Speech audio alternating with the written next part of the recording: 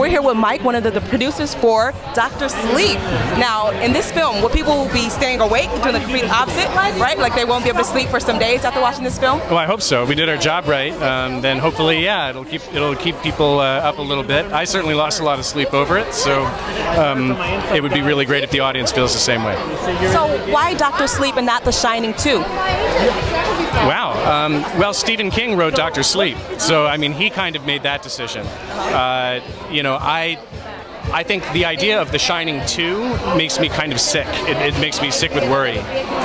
The reason for this title, you'll see when you see the film, it's actually very, very profound and very personal to Dan Torrance. But Dr. Sleep, I think, is called what it's called for a very specific reason, and I think Stephen King was very wise not to call it The Shining 2. Wow. Well, I'm a huge fan of The Shining Part 1. We're not going to rename it. So anyway, going forward, any other projects you're working on?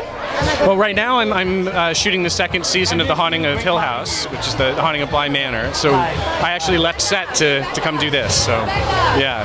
And I pointed out a little bit about the red, white, and blue in your shirt. How that is there any semblance in the movies where we have like a little bit of patriarchy and stuff that kind of like subliminal things we should look out for in Dr. Sleep? Well, I think absolutely the color red, meant an awful lot in The Shining, and it means a lot here.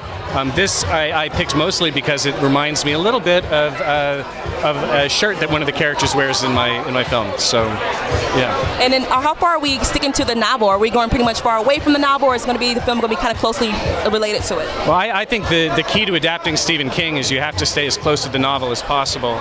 But there are obviously, the fact that we're going back to the Overlook Hotel is in and of itself a huge departure. And if Stephen King hadn't approved that, I wouldn't have made the film.